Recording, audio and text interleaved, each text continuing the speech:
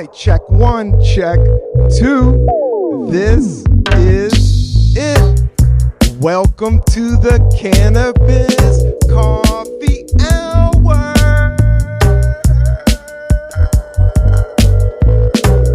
I'm your host, Rob Cantrell. I have an exciting guest and an exciting episode. It's 11 a.m. This guy's a filmmaker, a writer, a podcaster, a comedian. He's written films. He's been on Doug Loves Movies. He tours.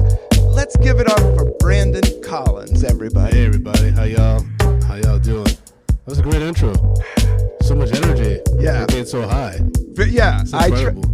Thank you, Brandon, and thank you for putting up with it. I know it's a lot of energy. Oh no, it's like I'm on a sativa right now, so like my head's just like, yo, this is feeling we're off to the races right now. Yeah. And so you're matching the energy in my head. Yeah, you know, as you could tell, I do it very DIY punk rock style here at the Cannabis Coffee Hour CCH podcast. But I do like to be official, and you know what term I love is bookend. Oh, okay. Don't you love like a podcast? That's why I like to do a cheesy ending, and I'll give it at the end a good peace and love. Okay. And then it's done for 45 minutes. Yeah, we have like something like that on Media Podcast. We're like, we're always say peace or you know, love you, like we will hold you, things like that. But I always want to be the ballsy podcast that just stops. Yeah. Every time you're like in mid sentence, just stops. Just pull the plug. Yeah, like a Sopranos finale. Yeah. Oh shit! Did they edit this wrong? It's like, nope. It just the episode's over. Yeah, that is kind of the artsy way of doing it. And I think, with podcasts, you could do it a little bit both ways. Now, you have a podcast, and I've seen clips of it, and you do it with another cat, and it's about movies a lot, right? Yeah. Tell me about your podcast and the name and where people can listen to it. Yeah, it's called Medium Popcorn, and we are comedians that review movies.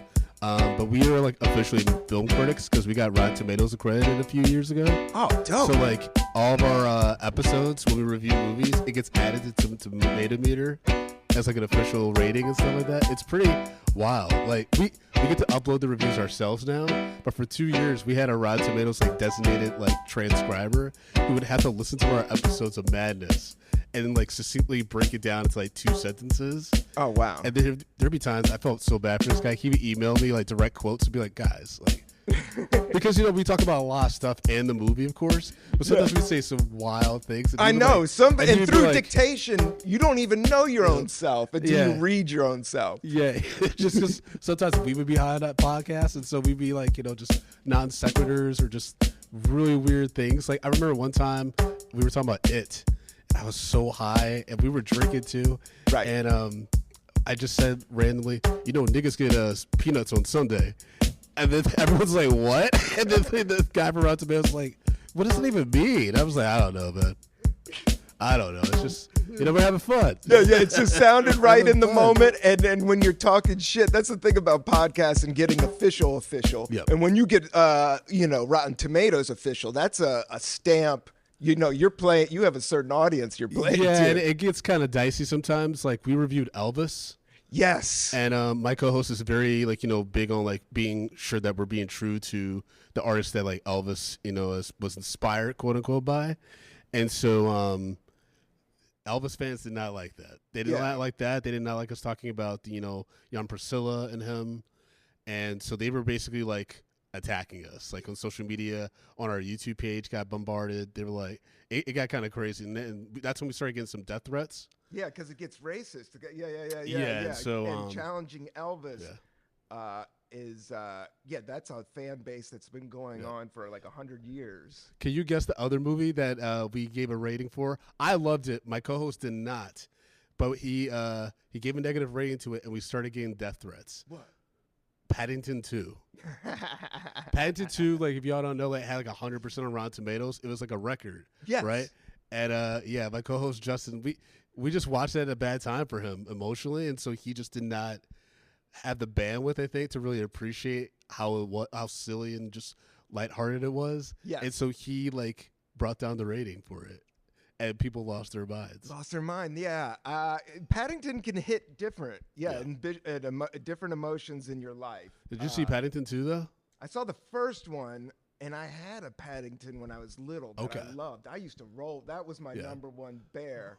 Was Paddington. I had I used to go on the bus, the DC public bus, with a big ass Paddington in the 70s by myself. Did he like marmalade sandwiches? Yeah, always ate marmalade. We were all over marmalade and Roy Rogers chicken and everything else, and McDonald's 70s McDonald's hamburgers, the little ones with the little pickles.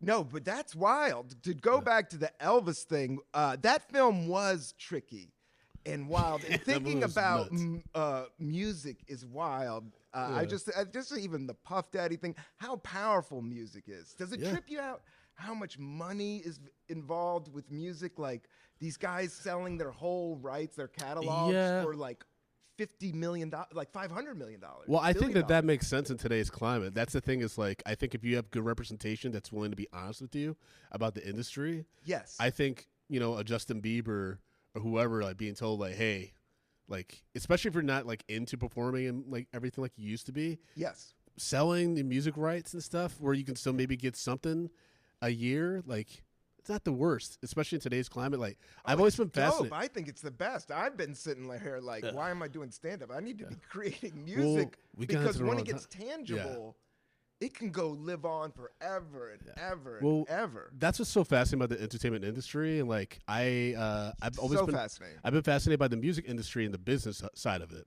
since the 90s because I've never seen an industry, and mind you, everything that the music industry went through is what film and TV are going through now. It's like so crazy how history repeats itself, and all you have to do is just like look at certain facets to see what could be happening. So the music industry, records, vinyl, tape, cassette tape, CD, and then the MP3 was coming, and the music industry had an opportunity to get like greatly involved in that, the offset. So they're artists and they can make money still off of singles and everything. Yeah, when they went digital. They botched it with Napster and tried to hang on to the old physical copy because that type of hard money is really good, but it wasn't the way of the future. Electric money is what's happening in music right now.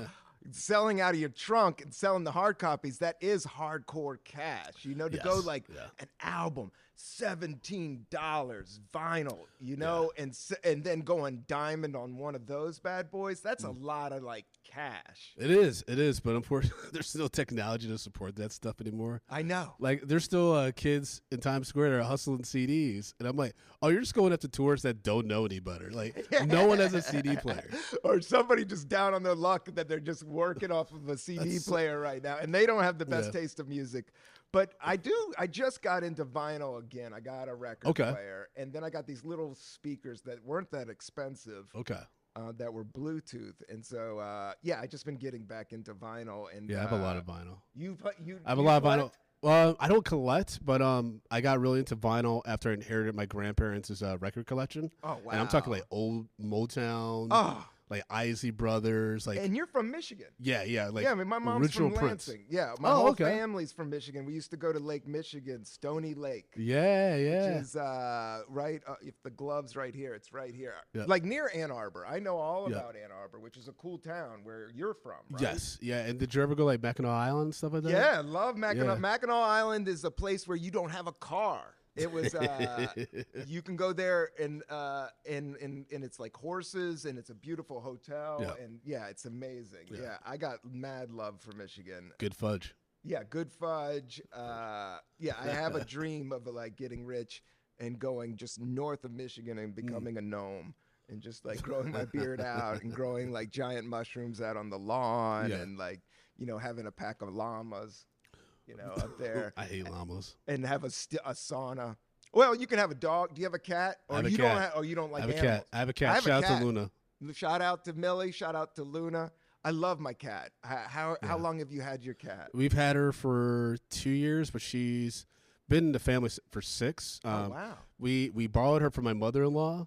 Because we had like we came back from LA after 2 years. In our house we had a mouse problem. We had a mouse. Holy! And so we're like, hey, can we use your cat? That's how I got a cat. And then she just stayed. Like, because I mean, to be fair, she was going from a basement apartment to a 3-story house. Oh, so wow. she's just like, this is paradise. So and I get to hunt. It would have been hard for her to leave. Yeah. And so we just had her ever since, and she's our baby. and no mice. No, That's we the haven't had thing. one since. Yeah, I feel bad for people that don't like cats because you can get an exterminator and all that stuff, but those mice will always come back. There's always some crumbs around. Yeah. I don't care how clean you are. There's always something.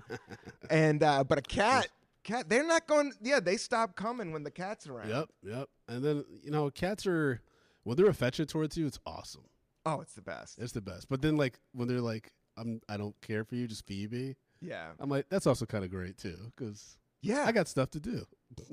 They're very zen. They very zen, and they're very in the moment, and they're very like who they are. Like sometimes I stare at my cat and I'm like, oh, you're just a cat. They're just being a cat. They're just chilling out, and they want the back of their ears scrubbed and all that. Yeah, lately I've been putting my cat. She comes right on my chest and will purr right onto my heart. Yep. Like, and I'll just lay back and be like, oh, and I know it's good for me too. I'm like, because I was born in '72, man. I'm trying to eat lean and mean and keep the heart going, and I'm like, oh yeah, I'm gonna do this cat purring exercise. The cat does that to my wife a lot. Yeah, it's nice. Yeah, then when she wants extra body heat, she'll like come to my space. Yes. And she also likes my scent. So anytime I get off the couch and I walk over to do anything, even if it's for 10 seconds, I turn back around, Luna's in my spot. She just loves like filling in my She space. loves your warmth. Yeah, Yeah, as soon as you break out, insane. she's all over your warmth, and she's the side boyfriend. Yeah.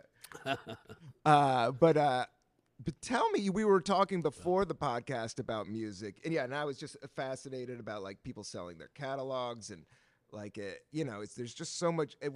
Like growing up, it's like music is in the background, but now as I've gotten older, and I don't know if it's just my brain focusing on it, it's more like, oh my God, this is a huge part of our culture, and a part of our history, and a part of being a human being is listening and processing music. And being from Motown, like your parents' records, like that just fascinates. You must have got the best funk and soul. I mean, I got some pretty good stuff. Yeah. It's like James Brown, even like old Richard Pryor albums and stuff like that. Oh, so some of the best. some really good vinyl. Some really good vinyl. But I already had some of my own too. Like growing up, my grandparents they would drive. So they were living in Ypsilanti, but my grandfather still worked in Hamtramck at the General Motors plant, and I would stay with them. So like I would have to drive with them really early in the morning, like at 3 a.m. to Detroit and back. And my nana would play like Frankie Valli and Four Seasons and the Saturday Night Fever soundtrack. Yeah. So I got like original like prints of like those albums, like from like record stores around New York City. So I guess in a way I am a collector. Yes. Yeah, because like those songs are just like nostalgic for me, and sitting in the front, passenger seat of my nana, like, driving at 5 a.m. back. Yeah, it was nice. Yes. Very, very calming and relaxing.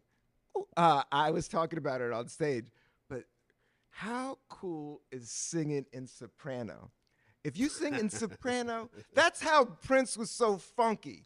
All his funkiest tunes were in soprano, and people are too cool now. They don't even know. But if you sing like this, oh yeah, and you go to the store. I mean, Bee Gees. The Bee Gees. It's Bee Gees always best funky. of all time. Yeah, it's always funky. Don't fuck it up, Ridley Scott. Yeah. Ridley Scott, is he the one? He's new doing a one? biopic. Yeah, wild pick. I mean, Pharrell knows the secret. There's a couple people that know the secret that singing in falsetto will always make your tune funky and cool, and especially if it's done really well. Yeah. Beck did it in a couple albums that I really like, and okay. I never really got into Beck. Really? Yeah, not even the beats. Like you never heard anything where you were like, "Oh man, this is an obtuse beat." Nothing that comes to mind. But Beck did a few songs with Gorillaz, right? Yeah. I think that's where I kind of was like, okay, I kind of like this. I think he did one or two with Moby that I kind of liked. And so, but like Beck albums, I just like never could listen to a whole album and be like, I enjoyed that. Yes. Front to back. But it's also hard to like find albums that you enjoy front to back anymore. It's been a long time. Yeah, I mean, he spun off into like super hipster phase, and especially like it's almost like Weezer, like you can really nerd out with his stuff. Yeah. But he has a couple bangers. Loser is a great song, and that's like his number one like top 40 hit. But then he had this album called Midnight Mirage, Midnight Vultures. I remember that album. Yeah, that one is like very dance, electric synths, a lot of the Sopranos. And it was more of his funkier album, and it's just great. Mm-hmm. Yeah. it takes a lot of chances, Okay. and yeah, you just don't find like pop level popularity in somebody being an artist as much, Yeah. or art. I don't know. Maybe I'm too old to understand. No, no, I think you're right. I think for me, I just for some reason like I just never connected with like Beck. What other artists would you put in that like category? Like a Radiohead? Yeah, Radiohead. Yeah, kind of that alternative. Because I'm rock. almost thinking Incubus, but I kind of liked Incubus. So it's like it's every. I wish you were here. Just take your shirt off, dude, and you just sing. I wish you were here. Just flex, dude. On the beach. No, that Incubus had a couple good jams. Yeah. False. I think of Sopranos. Who else? Yeah, who? D'Angelo. Yeah, definitely D'Angelo. But he has a huge range, though. That's the thing with him. Yeah. Like incredible. Yeah, you. Voodoo's a great album. That's a great album. Which one? Voodoo. Yes, of course. Yeah, it's, that one. Yeah. He never topped it. Is the problem, and he keeps on trying. I'm sure he's not trying. He He gets pressure to try. Yeah, like Questlove is on his ass all the time. Like that's Questlove, who number one to see. Questlove is very upfront about like D'Angelo because he used to make music because I like bother him. Yes, like D'Angelo's. I think would be cool if like Voodoo be his last album. It's like Lauryn Hill, like with Miseducation. I think she's like, I'm not gonna make another album, y'all. Like, just let it be. Let it be. I'm living my life. Yeah. There comes a part where you grow so far away from the art that you can perform it, but to like recreate it and get in that zone, it's yeah. Well, I think people are also like, as artists, we're performers, we're writers, like being intimidated. Like, let's say you have a huge hit, like considered one of the best of all time in like your category of work, right? Yes. How do you follow that up? I know. It's like Steven Spielberg making Jaws. Like the fact that he was able to make so many classics after that makes him the GOAT. Yeah. Because Jaws, just the work that he had to do to get that to the finish line, there's a great documentary about it. Wow. And the fact that he was like, okay, I'll try this again and top it. Like, insane, dude. So I can see why people would be like, yeah, I'm not going to do another one. Yeah. I kind of appreciate that. It takes a lot. And you have to go like, especially with comedy and even in all art forms and filmmaking, there is a gear that is like, it's not good for family and friends. Like you have to like go that hard in the paint and like push it. And I think high-end directors, but him, I think it's out of love. Like he really just loves doing it. Talking about Spielberg? Yeah, Spielberg. Yeah. And I think, and once you have success, the lane opens up and you can run. I was going to say, that's the number one thing I've learned with show business. It's not that they don't like you. It's just like if you have success, you get more opportunities to make other shit for a minute. Yeah, and I do think that sophomore effort though has to be at the level or exceed it. Yes. In order for you to be undeniable and to be able to take the risks that like a Spielberg or like, a really great artist who like releases 2 banger albums back to back. You know what I mean? Like, I think once you do that, if the third one is just good, people are still fine. Even if it's a misfire, people will still give you another chance for a comeback. Like, it's incredible. Like, if you're able to get over that sophomore slump, like, think about the people that were able to do that. Like, movies, television, music. But it gets scary what I was thinking about was it gets scary when it is that successful, that it's like you're talking about pop mainstream success, which is literally like lightning in a bottle. And if for a Star Wars to happen or something like that to happen, it's almost like the timing of everything. Yeah. And to keep it going. But when it is, then it goes back to what you were talking with D'Angelo. Like it would be nice if you just need to go in there and just do a simple soul album with a Hammond organ and a good drummer that's on beat, and you could knock it out. You know what I mean? Yeah. Like the bare essence is what people really want right now. Yeah, but I guess it's all dependent on like what your mind state is, right? When you're making the art, right? Like, because things, from the books I've read about people who are ultra successful, fame changes your brain chemistry. It changes your world, right? Yeah. And that could change your ability to have your creative outlet. Like we know comedians are incredibly famous, right? And you see how they're living their lives now, and I'm like, oh, I wouldn't be able to create at this level if I were under that kind of pressure or that kind of microscope. I don't think, and so, sometimes I have to like think about that when I'm listening to a new album from like one of my favorite artists, and just try to take into context what have they been going through, where maybe I'm not connecting with that in this moment with this music or this film or what have you. Yeah. Life is hard. People are going through it. So you're lucky when the stars align and you get like a massive. That's why I'm like, don't take it for granted, like a Lauryn Hill or like those albums. Yeah. The same thing with Guns N' Roses, like, or even Thriller. It's just like it's hard to. It's almost an impossible amount of pressure that could crush you if you really thought about it. I listened to Thriller the other day, front to back, and that's incredible. Like, have you ever heard Quincy Jones talking about making that album? Yes, it's insane. Like, he's like all the, like you said, lightning in a bottle. All these incredible things came together. And that's Quincy Jones goes back to like the 40s and 50s of jazz music, like, and he's producing and making music like with all these super jazz legends, and then goes into production with Motown, and then he like does all this rock and roll, does like film. And by the Prince of time Bel-Air, he gets to Michael, he's just at full musical power. I don't know if there's anybody on the earth that knows more about music than he does. Yeah, that's true. Especially hearing the music, knowing what every song needs to be successful, knowing what the artist needs to be successful, because that's a big thing too. Yeah. People loved working with him. How it's going to play, and that's the thing about that Thriller album, and with like Quincy's production. Like, I have done a couple albums musically, and mixing and mastering is like 50% of the gig. So if you know that science, and you're like, okay, I'm only going to fuck with the best people that know how to mix and master. I'm going to get the best hi-hat on the best fucking mics. And that's what, that's what the big stakes those guys were playing. That's what I kind of miss about the big label music production. I don't know if it'll ever be that fine-tuned again. No, obviously this artist is very, very problematic and troubled. But the last album I could think of where like it's like I'm gonna bring the best of the best in music that I fuck with to create my magnum opus, and to me that is Kanye for My Beautiful Dark Twisted Fantasy. He brought Bon Iver, he brought all these incredible artists to Hawaii to create this album, which was after the Taylor Swift controversy. Beyonce the best video of all time.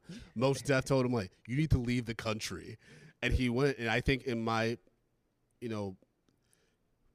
fandom at the time of Kanye, that was his best album. Yeah. My Dark Twisted Fantasy. Yeah. I'm not a super Kanye head. Like, I know a couple jams. Yeah. I respect the beat making by Awesome. And the flow is good. It's good. It's not like the best rapper flow of all time, but his attitude and funny, like when he was funny, that was awesome. I'm very sentimental. But the ego, it's just like all of the artists are great artists, and it's hard for me to judge because I'm in the game, so I know it's like... Yeah, but even from like Late Registration, I was like, this guy is very arrogant. I mean, he had the fight to get to where he was for College Dropout. But College Dropout, it sounds dramatic, but College Dropout in comedy literally saved my life. Yes. Senior year in high school back in Ann Arbor was really, really tough for me. Yes. And my comedy was my outlet. I was doing sketch and stand-up comedy, and then the College Dropout was the first album I heard in hip hop and rap where I felt heard, where I felt like I connected with someone, actually like behind the lyrics. You know what I mean? And this is a genre where identity-wise I've been struggling with for a long time because I'm a black kid. I'm also being raised in the suburbs by black Republicans, and I just never connect. Like I would appreciate hip hop and rap. Yeah. I can appreciate the artistry. I loved Andre 3000 growing up. I loved like Biggie, Eminem. I loved that stuff growing up, but like I never felt like I could be in the hip hop community. Like I could be a member of that You grew up in the early '90s. Like my first concert was Houdini. I saw Houdini. I saw the very first Fresh Fest in Roanoke, Virginia in 1983. I was 12 years old and I was a breakdancer. And I was in this little rednecky town in That was Southern Virginia. awesome. Okay. And the first concert, my mom drove me and let me go in myself. I had a full Fila suit. It was Houdini, Run DMC on their second album. Oh, wow. I'm 12. They're 19 years old. Yeah. In a full arena. That's then incredible. the headliners, the Fat Boys. Oh, shit. 300-pound dudes in gold satin. This is insane. before Disorderlies. They were cooler That's than insane. Run DMC. You don't even know. Like every song is was so about wild. cheeseburgers and pizza. And when you're 12 years old, you're fucking loving. That's the only thing is that Yeah. I saw hip hop before it went violent and coke. Like cocaine and violence, which is two of the best things to write about and to grab an audience. But there was a point, like I did see the innocence of hip hop. Yeah. And so Yeah, at Sugar my Hill age, Gang. I'm not intimidated, or I wasn't ever on Eminem's dick. I never was on Kanye's dick. Like I saw the real deal, Yeah. Holyfield. Not to diss on these. If I ran into you, much respect, not meaning to hurt your feelings. But it's just being this age. Yes, for sure. And what you're saying, yeah, there was like a disconnect. That was the only thing I would say about the amount of violence, and to feed that much violence into the music, and it was awesome and Yeah. fun. It was a lot like drinking Jolt Cola. You Yeah. know, there's like a caffeine buzz, and that's what Kanye was kind of an artist, like what we were talking about earlier. He was the dude that was like, no, this shit's if you're doing everything that everybody else is doing, Yeah. you're corny and played out from Yeah. artists. Well, he was also just like, like talking about going to college and like, Yeah. like having to like pass tests and like stuff like that. Like Having you a know, nice shirt on, Yeah, talking to exactly, a girl, and, playing at a cool beat. I loved it. Yeah, I really connected with that because at the time I was really into like Third Eye Blind, John Mayer, Yeah. Bee Gees. Like I knew all of Bee Gees discography because that's how I was raised. So I was the black kid that knew disco music, and they're like, why are you? Why do you know who Barry Gibbs is? And so like I was very eclectic in my music tastes. But like if you made me like categorize my top genres, hip hop and rap would have been like towards the bottom. Yes. Because I just didn't have anything to really connect with. Like, and there'd be songs I loved, but I never connected with them on an emotional level. Yeah. And there were some songs on the College Dropout where I'm like, You never break man. danced. Yeah, you never. I was in a break. Like that's how That's I connected wild. to it. Like connected to it at like 12, and like I'm the same age. I was born in '72. I'm the exact same age as hip hop. Like I remember before it and all of it. But I get what you're saying, and but growing up in Michigan, that's what's trippy too. That it is kind of blue collar, but there is an artist like. There's like so many musicians, and then there's actually great comedy and sketch because you're so near Second City. Like Key and Peele, right? Isn't one of those dudes from East? Yeah, I think Keegan. Yeah, Keegan's Keegan, from Michigan, and like there's just really funny Midwest people. I got very fortunate because I was raised in Ann Arbor, Michigan. It's like Yes. this, upper class suburban town. Yeah. We were a lower tier of that, but I was able to go like be a part of the education system. So there's a lot of funding. Yeah. And I went to community high school, which is like kind of like the charter alternative school, but I had access to Pioneer High School, which is this huge mega high school. And they had a huge theater budget, which allowed them to hire a local comedian to teach high school kids sketch and stand-up comedy. Oh my God. And so basically I ended up joining like a SNL-esque group in high school. in high school, you In were high writing school. So sketches. that's what I learned, like how to like produce a show and like things like that. We got so popular. So my junior year, I'm actually going to write a feature about this. Yeah. Right. I have a treatment and everything. So junior year was the year that 8 Mile came out. Yes. Biggest movie in Michigan. It was like it was like the Super Bowl times 10. was Star Wars, It was yeah, yeah, insane. yeah. And so it was our sixth show. We called it 6 Mile. And I made a parody poster of the 8 Mile poster, right? We sold out. Like it was the biggest show like in the town. It was a live act. Were you on stage or We were you on shot stage. it? We were on stage, but Oh we my had video God, sketches. 6 Mile. But we I had never- video sketches. We did a video sketch of the opening of 8 Mile. We Oh, did. shit. They Les Mis had been the school musical that fall, so we did a parody of that. Then we did video parodies throughout the show of Making the Band, a Punt, and then we did live sketches and stand up. Oh my and God, we that's became so the most cool. popular kids in town overnight, and like it was huge to our egos. The adult supervisor, again a local comedian, for some reason was like, I love this. And he's like, no one's writing sketches for the next show. We're not doing stand-up. we're just doing a huge comedy play that I wrote over the weekend. And Rob, we're stand-up comics. We bomb for maybe sometimes if we're having bad sets, we bomb 10, 15, sometimes 30 minutes. Sometimes. Nothing will ever scare me as much as bombing for an hour and a half on stage with your sketch comedy group. Oh, Like, it will never be that traumatic. that's bad. It was so bad. We bombed for an hour and a half straight to the point where we all quit. And then we created our own group, and that's where I got my experience, like, producing my own shows. Because we were like, that's insane. Like, why would you do that to us? That's insane. No, because you're so lucky. I'll say this because everybody rags on SNL, but I came from San Francisco, which was like, I started in '99, and it was like all the alternative guys, like Patton just left, and I was a little bit hacky, and you couldn't do hacky shit there. Yeah. And it was like the smartest of the smart, which I loved, and it made me a much better comedian. And then they had sketch group. They had great sketch group. One was called The Fresh Robots with Al Madrigal and this other guy, Mike Spiegelman, and a couple other guys. But they would do sketch, and I would see them crank out weeks. And then I saw other sketch groups, and then I came to New York, and I would run into the UCB. Seeing a sketch, like a live sketch, like it 50% of the time it's gonna bomb hard. Like you're lucky if you get kind of laughs out of a sketch. Yeah. Like you guys lucked out with the 8 Mile. Like a parody's always a good laugh and a good thing. We started but with a huge regularly, pop. it is like it's harder than stand-up to execute 5 good sketches that actually kill properly. Yep. That is like so Every fucking week. hard. Every week. That's why I'm like with SNL. Yeah. Like I saw sketch groups that were around for 7 years that took years to build like a Exactly. show Exactly. that had laughs all the way through. Like And we had like it's a month and a not pretty. half. We had a month and a half in high school. So we had time Month to and a half, you guys were set up for fine-tune it. death. Yeah, we had time to fine-tune it. And that's what was so odd about the director just taking it over and being like, I wrote the whole thing. And then here's another thing. Instead of doing auditions, they just started letting anyone in because they got dues. The school. Yeah. We found out later on, like years later, that like the theater director, like in charge of all the budgeting, was actually like siphoning stuff. Like, but that like happens. he was charging dues for people to be a part of it. So then they were just like open the doors. It became a whole shady thing. But we also had really unfunny people now in the group. Yeah. And so that just made things worse. But I would never, like, I love that experience. It gave me my bones in comedy. And there's nothing like bombing. There's nothing like bombing in front of like your new girlfriend in high school and her friends and like potential other like partners and things like that in the audience. Like, because everyone's like, oh my gosh, the follow up to her last show, they killed it. And it was so bad. Oh shit! And you can't stop it because, like, you're like, I can't quit during the show because I don't think people I have realize. a character. Yeah, Like, I can't just leave. You can't leave.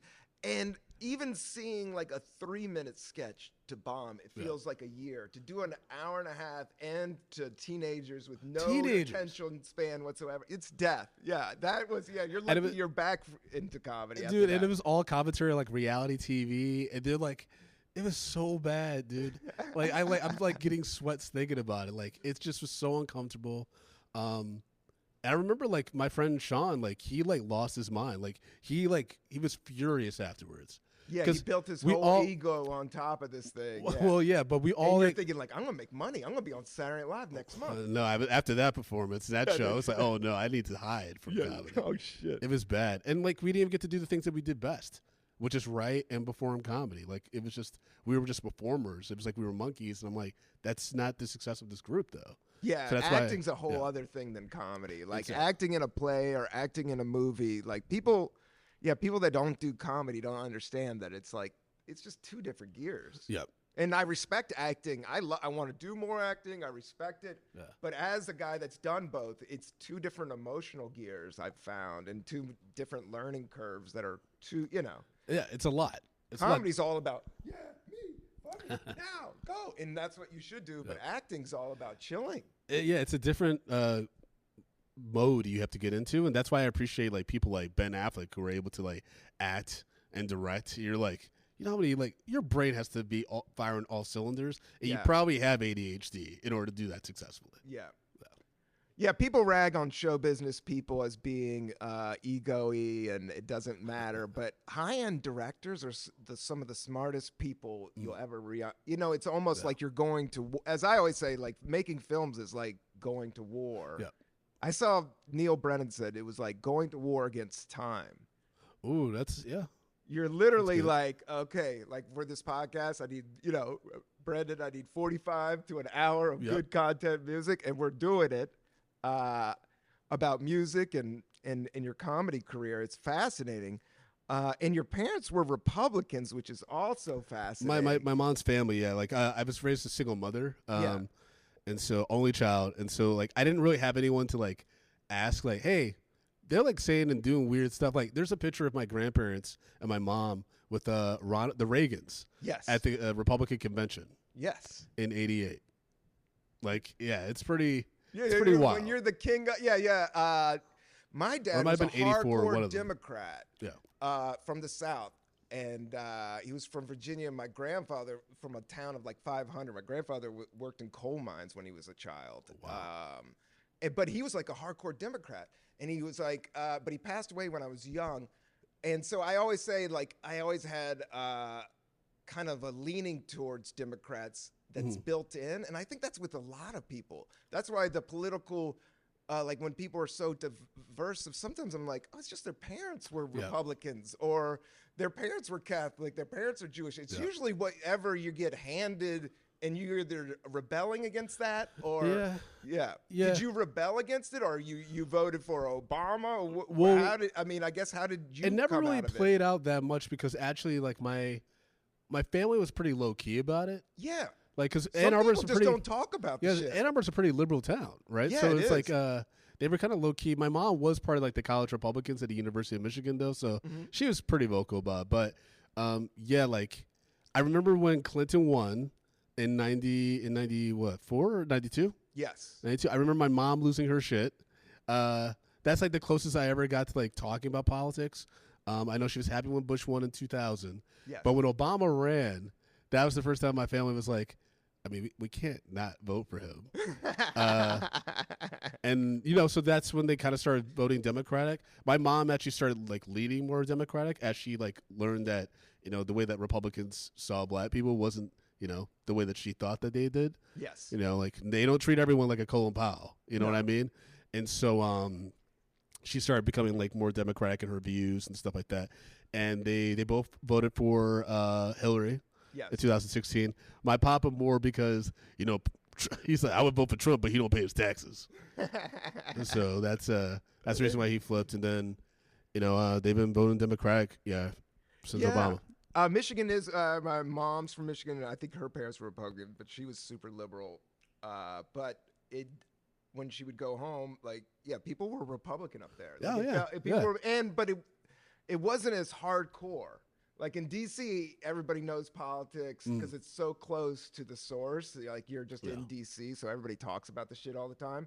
Even the East Coast, New York, I think. But in the Midwest, they don't talk politics it's not on the forefront all the time. I guess last time I was in Michigan, which was in August, it was talked about like everywhere. Yeah, now it's gotten, but that might just be because of circumstances.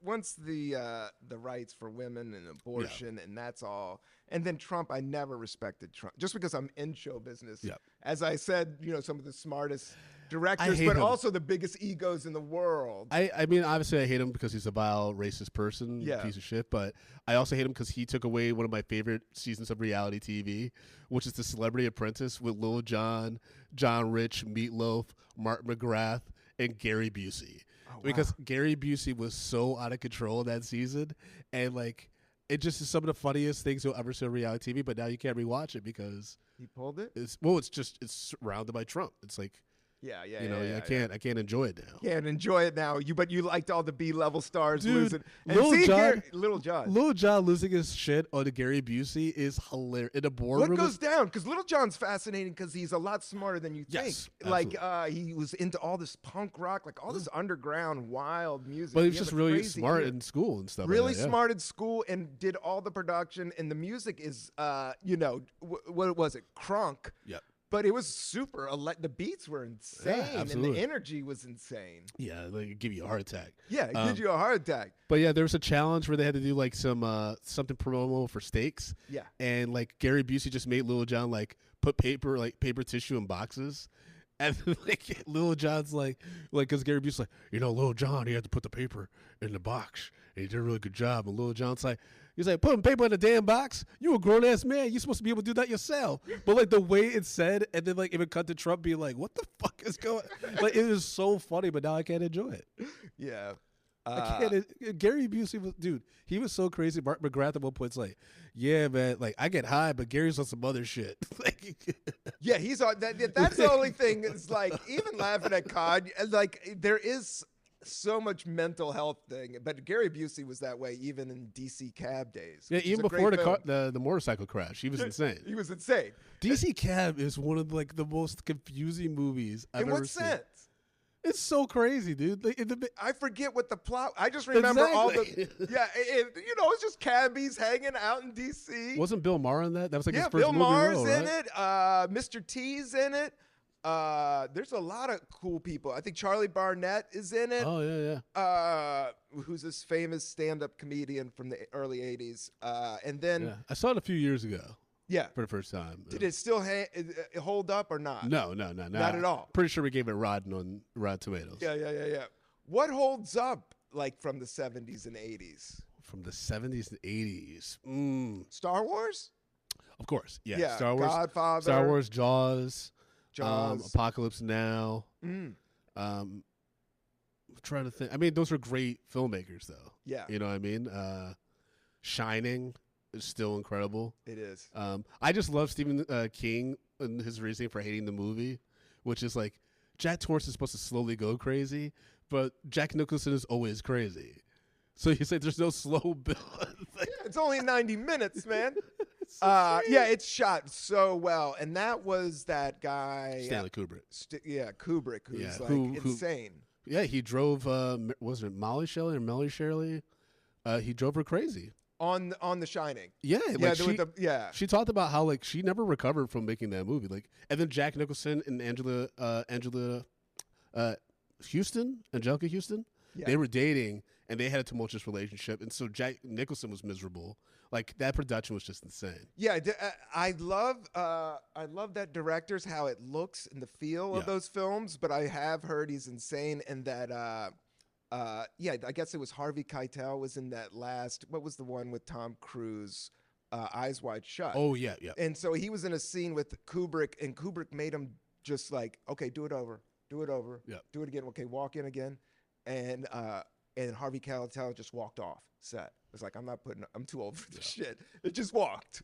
Yeah, I mean, it's just when you're dealing with a perfectionist, it could be insane sometimes. Yeah, it's perfectionism, but also at what cost? You know what I mean? Like, I think that's something that like Robert Downey Jr. said about David Fincher's process, where it's like, okay, I get you want to like us to do it so many times. It's just so natural, but at what point is it diluting the scene? Yes. You know what I mean? Like, because Social Network, I believe David Fincher had Jesse Eisenberg and Rooney Mara do that 100 times. Wow. And that's like a 10-page scene. Yeah, it's intense. Like and if you read a Sorkin script, that's a lot in 10 pages. The way he writes, he packs a lot in the page. Yeah, you're doing monologue after monologue. Yeah. How much acting do you do, and how much? What's a lot of dialogue? Like I've done some acting, but I'm confident with a scene. Give me 7 lines, 10 lines. But some of these major actors, they're getting like 35 pages of dialogue. Like, have this done by tomorrow, next day. Is that what they're doing? I mean, I've heard horror stories of people getting pages like a few hours before shoot. Yes, and stuff like that. Depending on your acting, depending on your ability to memorize lines and what your process is, that can be incredibly daunting. Like, I don't do too much acting. I've just been doing background the past few months. You've been writing and doing background? Yeah, just to like, pay some bills. And things like that. I've never, when I was younger, I wanted to be an actor, but like since I've gotten, past my 30, like, into my 30s, I'm like, I'm good at writing and producing and directing, because that's actually, I've been denying it a long time because I've been in the corporate world, like with job security and stuff like that. Yeah, of course. But now my wife is really pushing me. She's like, you love producing and directing? Like, do that. Find ways to do that. And so, I don't know. Did I answer your question? I forgot. Yeah, no, 100%. My edible clearly is kicked in. No, I think right now. good that you had a nice. We're at the Cannabis Coffee Hour. We're at 45 minutes. So we're in the right now. We're dancing in the end zone, and I know you have a life, and but you're 100% right. Like as a stand-up, I would say my comedy tree kind of like I've learned everything from stand-up and being a English major writing person, but then that kind of lended it after I kind of understood kind of that process. I could put it towards acting, and I could put it towards producing a podcast or producing a short film. Like each of these things I'm learning as I go along. But I appreciate that, man. I appreciate growth mindsets. Yeah. I always like want to applaud someone who has that, because I meet so many young people, so many people like my age and older who like don't want to know anything new, who don't care. They're like, I'm in my bubble. Yeah, I know what I know. Yeah. Leave me alone. Like, I don't care about that. I don't want to go to that country. I don't want to do that thing. Like, it's terrifying. So I appreciate you. Oh, thank you. I like being appreciated, and I like learning new things. No, the older I get, I'll say the older I get, the more I don't know. And the more I'm like, and that's actually lent itself into being more compassionate for people that I don't understand. Where were you born? What's that? Raised? Were you born and raised again? D.C. and then Virginia. Okay. So, yeah. Interesting. Because you have like very Midwest, like, sensibilities, and like. And Californians like me too. No, I'm not a New Yorker, and I've been here since 2005. That's how we feel. Like, we're very much I'm not like, a New Yorker. I'm like a DC. At the end of the day, I always say is like, I'm just like a Southern Christian stoner that wants to get along and just play guitar in the field. And I've been learning to play guitar more to get off the internet. That's been my tactile things. Yeah. Are you heavy online? I know you have a podcast. You seem heavy online. I have to be right now, just like for like exposure and like, selling tickets and things like that. That's a part of the gig. But it's tough to have to do that, and then you're a full-time writer. Like it's just different mindsets, and so I've been trying to still figure out that balance. But yeah, I have to right now because I have the New York Comedy Festival show coming up. And then, let's plug that. Yeah. We forgot. Drunk Black History on Friday, November 8th. We talk about black historical figures and events that haven't got their mainstream due. It's on Friday, November 8th at Littlefield in Brooklyn, New York. You can get tickets at drunkblackhistory.com. And so I have to promote that. And then at my movie review podcast, Media Popcorn. All this information is available on my website, FrodoBlackens.com. And it's been tough though. Balancing all that. Like I hate being online because politics and just even film Twitter is getting like really like divisive lately, so it's been a lot. It's a lot, and it's on the mental health. Like that, I meditated for 20 minutes before this podcast. Like meditation has gotten so mainstream as well as therapy, but I think it's good because of all the technology is coming at us. Like, but I'm not one of those doom and gloom guys. I like all this stuff. I like being able to produce my own podcast. I like to be able to shoot stuff on a low budget and cut it all myself and put it out there and figure it out. It's just figuring out the money. Exactly. But everybody's trying to figure that out, so I'll get there eventually. Yeah, well, you have to. I mean, it's America, so and it's also New York. Yeah. New York that's the thing is like if you really can survive here and take care of yourself, like you can do it anywhere. Yeah. It's always on, and it's always changing, and I take it for granted. I'm like, I'm not going anywhere. What's going on? Yeah. But, I did a show last night. I produced a podcast this. I got little side gigs. I'm doing that. I'm doing this. Exactly. And you got to just do it because everybody else is. If you have the hustle mentality and survival instincts, you can make it here. You can make it here, and like we said, there is major films here, major television shows, and I get to run into people like you that are doing it, that are actually writing reviews for Rotten Tomatoes and podcasting and producing great stand-up. Drunk Black History. Do you know what you guys are going to tackle? Or we usually keep that under wraps. Yeah. Show, but we do have a great roster of guests. We got Rel Battle from Peacock's Killing It. Yes. Jabuki Young White from Max's Rap Shit. And then Eva Evans from Netflix's A Joke. So we got some great comedians on. And some few surprise guests we're working on. So it's going to be good. That's going to be amazing. A lot of fun. DrunkBlackHistory.com. Yes. Check out that. It's a live show. Yes. And it's awesome. There's a podcast too, but it's monthly. But I do a podcast as well. Okay, look that up. And you started at the Creek in the Cave over here in the LIC. Yeah, right? Yep. That was the first show. That was the first show, and then you were saying that you've been performing in Austin. Yeah, and you're going back to South by Southwest. Hopefully, That's I in March, right? Yeah, I have to submit our the applications for our podcast team. Okay. And stuff because now we go as like a group, which was really dope. Like we went earlier this year, rented a whole Airbnb house, and like sick. Yeah, we were able to do a bunch of different stuff, divide and conquer, like with screenings and interviews. So it was dope. Who was the biggest musical guest you ran into at the last South by Southwest? Musical guests? Yeah, I remember going to South by. I'll tell you, I got off the plane, and the dude that was coming on the plane, like he just left South by Southwest, and I was coming on, Ghostface Killer. Ghostface Killer was coming off the plane and coming off the Austin plane. I was like, oh, this is about to be lit. Well, remember, it's the music festival is a different time than the film festival. Film festival, you're right. I went down for the music festival. So we were there. We were there for the film and comedy festival. So that's more of a comedy and film vibe. So I run it's all actors and stuff. 2 years in a row. Yeah, 2 years in a row, I've run into Ben McKenzie, who's Ryan Atwood on the OC. Yes. And I'm always like, OC, baby. Like, because I always think it's funny, I think it's like hilarious. I don't know if they like think this themselves, if like these, because I met Joshua Jackson and I was also like, Dawson's Creek, man.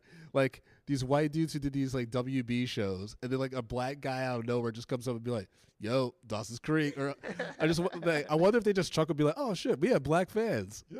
You know, I think it's hilarious. But, because those shows were kind of soap opera. They were huge, but they were popular. But you would watch them in the afternoon and kind of follow the arc and shit. You know, Dawson's Creek I really identify with because it's starred a movie nerd who loves Spielberg. Oh, wow. And was very, like, mopey. Like, he was like a real-life Doug.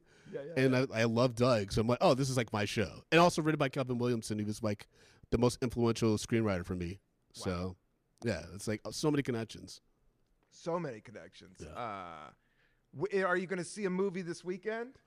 Not this weekend because it's the wife's birthday weekend. Gotcha. But I still have to see Megalopolis. Yes. Joker 2, which neither one of those I'm excited about. And I think I have a screening coming up this week though for something.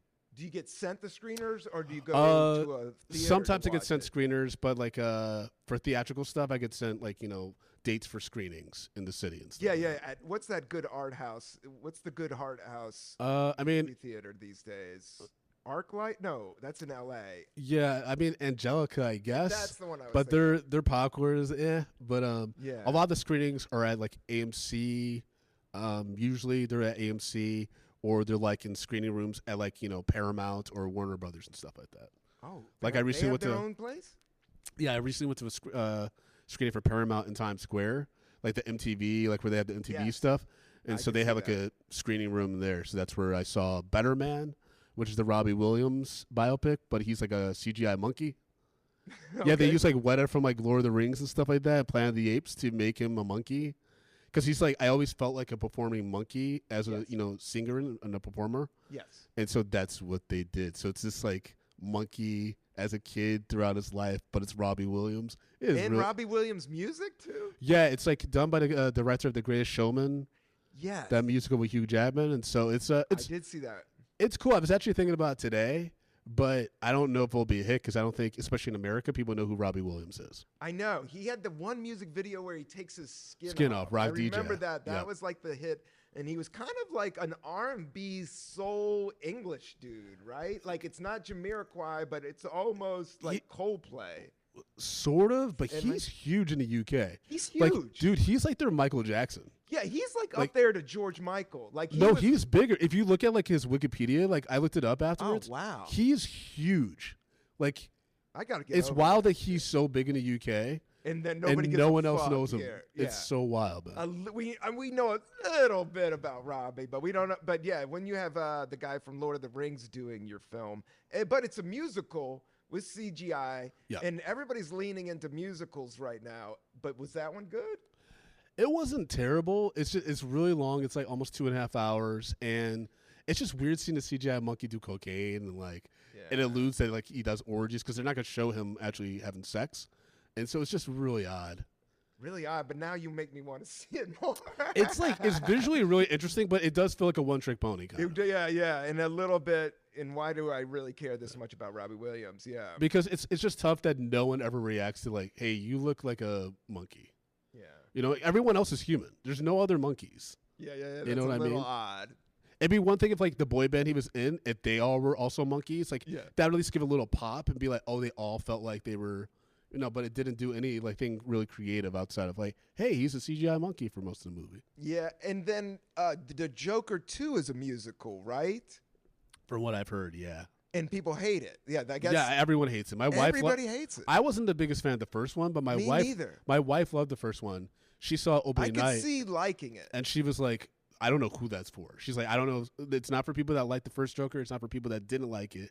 She's like, our audience like hated it. Like it's really bad apparently. Really bad. Because Lady Gaga's cool. Like I always think She would be a great Harley Quinn, I think. yeah, and it doesn't work. Well, I guess that she's not really in it. Like she's very underused. That's what like the common word reviews has been. And it's a musical. I would It's a lean musical, on. yeah. I would lean on Lady Gaga. She's a rock star. know, That Super I Bowl performance, I thought was amazing. She's always been somebody that I'm like, oh, that's a high performance artist, like going hard in the paint, like what we were talking about, like just going hard in the paint. Yeah, and she's really talented. I mean, A Star Is Born. She's a like, good actress. Yeah, it's a hard movie to watch, but that's low key like one of the best movies of the past 20 years. Like Bradley Cooper, like I didn't know he was. It I made me haven't upset. seen it, but I wouldn't You mind haven't putting seen it. Yeah, I would put it It'll on make and you watch so it with you upset. right now. It'll make you so. Yeah, because like I'm just busy. I'm a dad. I'm running dude, hard. you're like yeah. you cannot look like this. You can't be gorgeous like this and be this talented. He Yeah. wrote, directed, starred in, and he sang in it.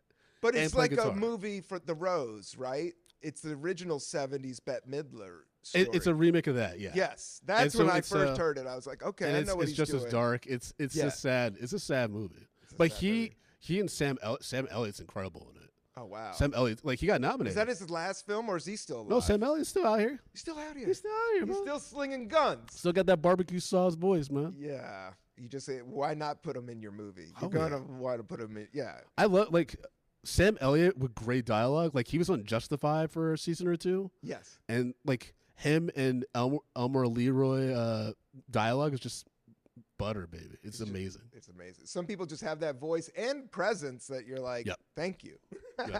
It's like a lot of people are like, I don't even think they're complaining for real. I think it's all bots about Denzel and Gladiator 2. And I'm like, it's Denzel in ancient Rome. Like, it's going to be amazing. I want to see that. That's out right now? No, it's coming out. But like, yeah, Yeah. Denzel's like, he's like the manipulator behind the scenes and shit. Yeah. And he's in like all the Roman like garb and stuff. And it's like, well, he just said recently he's probably retiring soon. Yeah, this So is then going why- to be his last hurrah. Yeah, why not see him in all his glory in a Ridley Scott movie? Hopefully, it's a good Ridley Scott movie because the recent ones have been rough. But What was his big claim to fame, Ridley Scott? He had the Tremor? well, yeah, Alien, Alien. Yeah. Alien. In 300? No, that's Zack Snyder. Okay, gotcha. But he had an Alien. He had The Martian was his last really, really good movie. Recently, he's done like House of Gucci. Yes. The Last Duel. I didn't mind House of Gucci. Napoleon was garbage. Yeah, I didn't see It was Napoleon. really bad. Oh, wow. There's so much good stuff out there, Yes. man. Yeah, there's a lot. I want to run home and watch, but I still have on DVD, the films I have is Escape from New York, Okay. which is the original Conan. I got on DVD. Kurt Russell. Yeah, Kurt Russell. And Kurt Russell's amazing in that film. Mm. And then what's the other one that I always love putting on? I'll watch. And then somebody left it on a thing, but I do have a good Dazed and Confused on DVD. Okay. And you don't see Dazed and Confused on streaming networks. Like those three films. It was I on don't Netflix, I think, recently. Really? Or maybe Peacock. There's a lot of Linklater stuff on Peacock. Mm. But I remember seeing Dazed and Confused on Netflix not too long ago. Oh, really? Yeah, because like when you like click by the movies and they show like screenshots, Yeah. and it's always fucking Matthew McConaughey's dumbass face in that car. Yeah. You know, I so- think, yeah. It's an iconic shot, so it's Yeah. like you can't. Uh, I love people like Linklater, like in Apatow, and I want to be the person that kind of identifies like I want to be the Black John Hughes. Like I want to identify really talented young talent and like give them their starting platform, like where they like it's like this is the new group. Yeah. People that are going to be like rock stars in the Yeah. future, like, It's like whoever the casting director is for Euphoria, I want to hire them for all my projects. To do the casting. Yeah, putting together a project is a lot like putting together a band and putting together a cast, because it's like just different. People have different energies, and especially if you write characters, it's like, oh, if I could get a good actor to play this funky dude that I wrote, like it's gonna come off really good. Yeah. And I feel like it's wild because my wife is like, you have all experience doing this stuff. Like when I was running teams like for coding boot camps and things like that, I had to hire, train. So I'm building my teams of 10 plus people. And she's like, you know how to do that. And I was like, you know how to handle conflict within them and shit? Yeah, yeah. And like, because you have one rock star. And no, the business of show business, like you said, and I'm in the same thing. Like, it's a lot of it's like a sales mindset, a corporate mindset. Yep. Like, to make a film, like, people like, oh, whatever, E.T. It's like, no, it's like, oh, no. It's like you got a corporation going on, you got a house of artists going on, you got a house of accountants going on. And think about how many people, you want to talk about E.T., think about Spielberg screening the first cut of that, and the studio were probably like, what the fuck are we going to do? Because it's a very dark movie. Yes. It's a classic, and like there's a lot of classic like scenes that like families like always, oh, but like if you watch that movie from the beginning to end, it's incredibly dark and harrowing. Yeah. Yeah, he's lost. He's out there. And he's getting sick, and they have the mask suits on and shit. And, and quarantine the house. It's scary, man. Super. I remember seeing that. I saw it in Michigan. I remember seeing that thing. Yeah. Did you see it at the Michigan Theater? I saw it in the Lansing Mall, and this is crazy. Oh, wow. It was right after, I mean, I don't mean to get sad, but my dad passed away in a car accident. So, I'm sorry. And then thank you. I'm 50, but thank you. Still. But I remember, but my mom left me at the old folks' home. I was at the old folks' home for like 4 days with my grandmother, who was like on oxygen. Yeah. And then but they were cool. I liked them. And it was kind of, she gave me all this like good cereal and gave me money to go to the mall. Okay. And I could go play video games. So I kind of liked it. I kind of liked hanging. And my grandfather used to watch Barney Miller, which is so dope. Yeah. And I used to watch it with him. But then I remember going to see E.T. by myself. And it was all about your dad and like these super heavy issues. And I remember processing it, like crying in the movie theater by myself, watching E.T. But I loved it. I thought it was so dope at the same time. But it's just wild how powerful they are, especially classic ones. When I had to move to LA to be in the Universal Writers Program, I had to be away from my wife for a few months because she couldn't come with me the first summer because she was getting a surgery in the fall, and so she had to go to all these tests in New York and stuff. So I'm in LA by myself. I don't know anyone really. Like I know a few comedians, but even when you know people, and I had no idea how lonely LA can be because everything's so far away from each other, right? Yeah. And it was hard. The first month and a half were really hard. And I went to go see Banshees at Inisherin with Colin Farrell and Brendan Gleeson. I don't know if you've seen it, but it's all about loneliness. Yeah. It's all about being lonely and feeling like no one wants you around and things like that. Yeah. And I was emotional as hell during that screening. Yeah. I was broken. Yeah. Because there's some genuinely really sad characters that there's a quote that Barry Keoghan's character says, like, it's the most heartbreaking moment I've seen in cinema in a long time. He's like, well, there goes that dream. And it's just, I was just like in tears watching this thing. Wow. Yeah, that was a rough month and a half. Yeah. Especially when you're in the theater, it gets dark and you're all alone. It's just like it takes over your consciousness. And you watch a movie alone, yeah. Yeah, watching it alone and processing. But we'll finish up with Warriors. They're coming out. Did you hear about this? Lin-Manuel coming out that's wild. And doing the whole musical. That's why I was kind of like trying to link in. Is he officially doing the musical, or is he? I heard he was experimenting with some songs that he's thinking about making. Like, when he was first doing Hamilton, he was trying out some songs and stuff like that to see, are people liking this? But if he's doing a full musical, that's interesting. It's interesting. Yeah. I don't know if what I heard was like, it kind of was like to do the music of the album. So I guess it's like what you're saying. Interesting. He's probably making a few rap songs as the baseball fury and a couple rhymes for this. The more I thought about it, it could work. Given just the story with the gang battles and you just do you just do rap battles instead of like physical battles, I can see that. Yeah, I could totally see that, and I could see it on stage being a lot of fun. Like if I don't know what he would do with, I could see that the Warriors on Broadway would be fun. Yeah. Remaking the movie is like I've but doing tunes might not be bad. I always brainstorm movies in my head, and like Hollywood all day are about IP. Yes. And so there was a period where I was like, when I was out in LA, I was thinking about what my pitch would be for a Warriors reboot, and I just couldn't think of anything that's better than the original. I know. It's just like it's going to be the same story. Yeah. And so there's going to be no new spin on it. There's no real. The only thing you could do is do a gender swap. Yeah. That's the only thing you could do that would make it remotely interesting, but you're never going to capture the grittiness and insanity that is the 70s Warriors. It was so out of control. Like, and you can't get away with those outfits again. No, it's more about the capsule. tone. It's not the story. The Warriors isn't like a deep movie by any means. It's more about the tone. Yep. And how it's shot, and how New York looks, and the characters, and you're never gonna get Coney Island like that. Like never gonna get Coney Island. It's so cinematic and the way gangs they do. that were riding the trains like that. And then you're just gonna have imitations of those actors. Yeah. Warrior, like that's one thing I hate about Alien Romulus. Did you see that? No, but they use that actor, I do know from that says that famous. Line. It's fantastic until they start doing like these really like over the top like homages to the originals. Like there's someone who like says like for no reason, get away from her, you bitch. And I'm like, that's so unnecessary. Like you were doing your own original thing with this IP. Yes. And now you had to do this forced callback that you wouldn't understand if you were brand new to this franchise and just watching this movie. You'd be like, why are some people cheering at this? Like, oh wow, it was so unnecessary. So unnecessary. Now before we could have left on that, but one just like thing, because I know you know about it. Explain what IP is. It's intellectual property. And I've been trying to get my brain around it.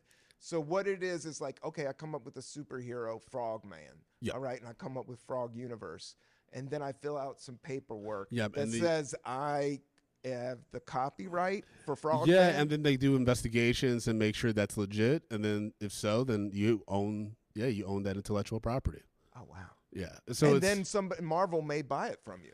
It's possible, yeah. I mean, and then there's public domain stuff. Like I learned a lot about this, like with working at the studio and stuff like that, because they were like, all right, look at this list of public domain things, and like write us a few pitches, and then they were like, look at this Universal Pictures IP, intellectual property. So that's like characters that they had rights to or stories that they had rights to, and be like, what would be a pitch for a remake or a sequel or requel? Now is what they call it.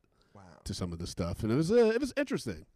Now, what job was it? What studio were you working? I was at Universal. At Universal, and was this like you got picked up as a writer for a television show, or you? No. So they have a features program where basically you would, if you got selected, you would write, you would pitch ideas, and then you would have an idea chosen for you to write a feature for the studio, and you get studio notes, and you worked with a production company, and so I was picked out of thousands of applicants. It was like me and 5 other people.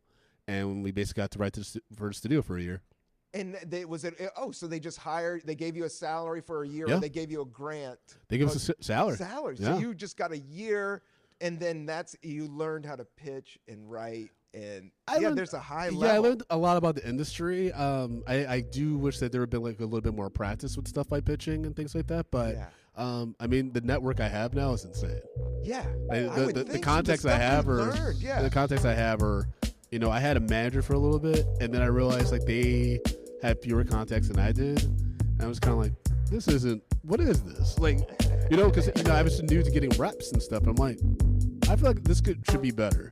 Yeah. And so it's interesting when you learn about the business and you learn like what people should be doing for you, especially if they're getting a cut. Yes. It's show business when you're actually actively in it is a whole different ballgame than like knowing about show business from a distance, not actually being a part of it. There is a corporate energy to it, but it does work. I mean, you buy houses and raise a family, and that's why it's that official. And I like those gigs. Yeah, those are great. Brandon, thank you for doing this. Thank you for having me. It's not one of those big corporate gigs, but it's the Cannabis Coffee Hour, and we'll try to get the word out about your show. Absolutely. Thank you so much. Drum Black History, Friday, November 8th at Littlefield in Brooklyn. Hope to see y'all there. Hope to see you all there. Yeah, Brandon Collins. Thank you. Yeah, peace and love. We're out. We're done.